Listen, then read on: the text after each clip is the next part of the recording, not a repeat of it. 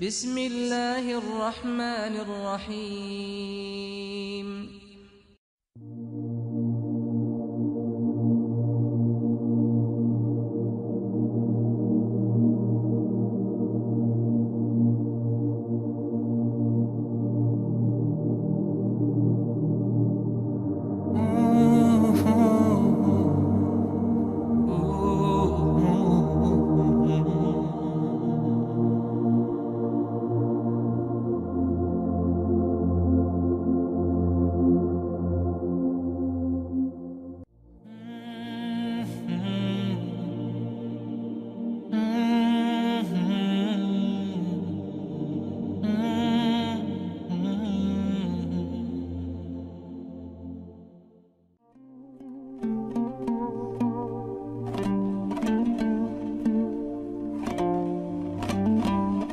Рухани әлеуметтік құндылығы жағынан ерекше орны бар дәстүрлеріміздің бірі ас беру.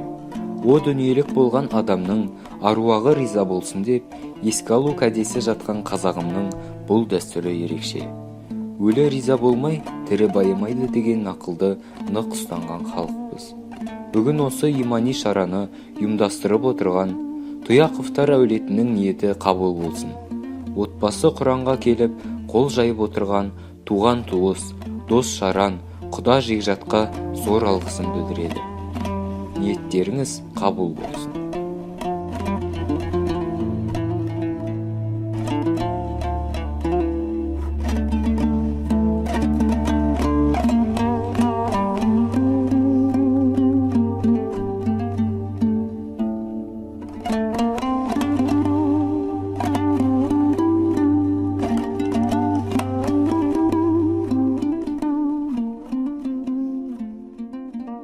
Өмір бар жерде өлім бар. Адамдар Алла пешенесіне жазған өлшеулі ғұмырын жасайды. Десек те, жастайынан өмірден озған жастардың қазасы айналасындағы жандарға ауыр сынақ. Осындай қайғы бұлты тура 30 жыл бұрын Тұяқовтар әулетінің басына төнді. Олар баққа балаған дара ауылдан, ерекше қымбат бауырдан оқыста айырылып қалды. Қара жерден хабар келіп сезілген, ерте айырылдық бауырым-ау өзіңнен, ата-анаң жылап қалды артыңда, дидарласып елес болған жүзіңмен.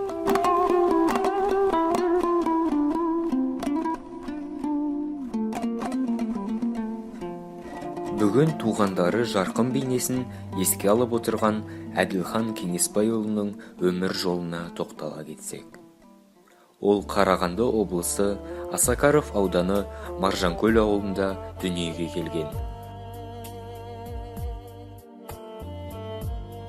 Балалық шағын сол ауылда өткізіп, номер 8-ші орта мектепті 1985 жылы аяқтайды. Сол жылы арман қуған жас жігіт Қарағандының кәсіптік техникалық училищесіне оқуға түседі. Бір жылдан кейін оны әскери борышын өтеуге шақырады. Сөйтіп ол 1986-1988 жыл аралығында Алматы қаласы жанындағы әскери әуе күштері қатарында отан алдындағы борышын абыроймен өтеп шығады. Осы жерден бастап оның өмірбаяны басқаша жазылар ма еді?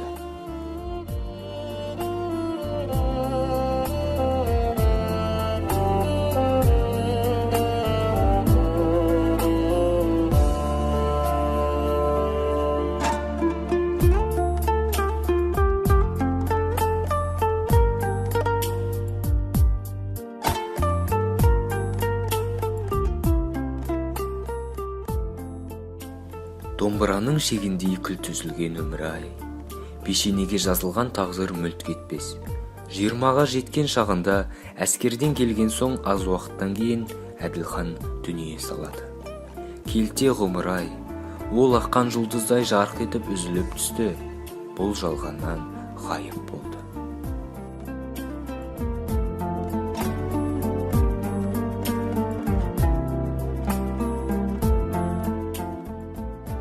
Ақ көңіл адал едің аңқылдаған, көңілде кірбің дақты қалдырмаған, әкетті тосын ажал арамыздан, кеудеңде кетті ау арман айтылмаған.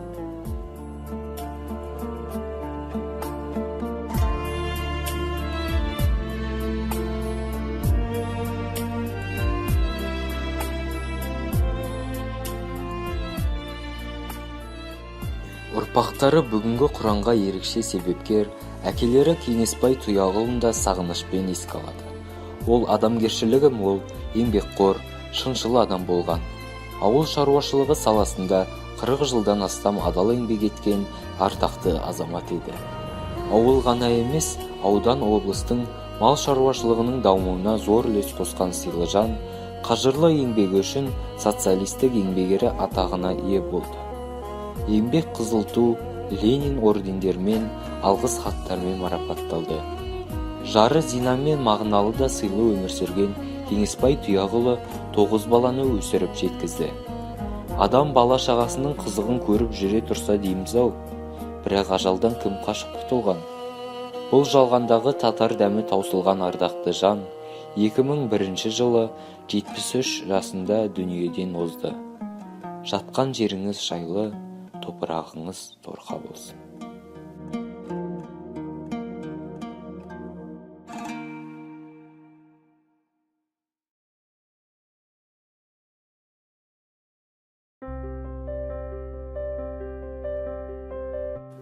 Тұяқовтар әулеті аталарымен бір туған Қияқ аталары мен оның жары Ғинаят Әрін қызында еске алып, рухына тағзым етеді.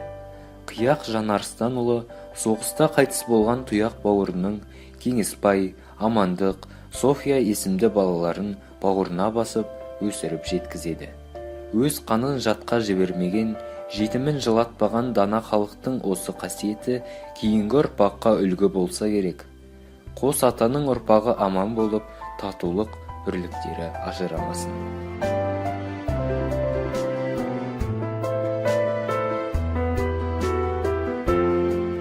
Әулеттің ақжаулықты анасы Зина Қоқанқызы бүгін орталарымызда отыр.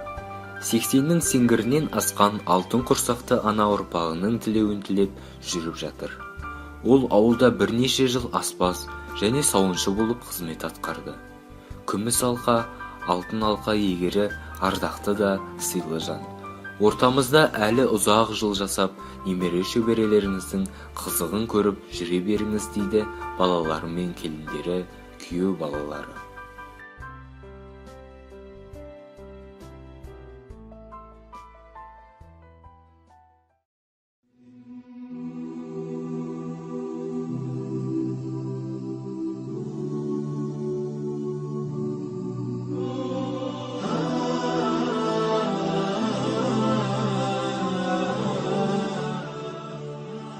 Қорқыт ата айтқандай, өлгендер қайтып келмейді, шыққан жан қайтып енбейді.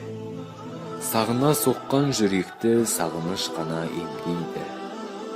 Бағыштап дұға оқыттық, сауабы оның мол дейді. Ұрпағы бар Тұяқтың, әулеттің оты сөнбейді.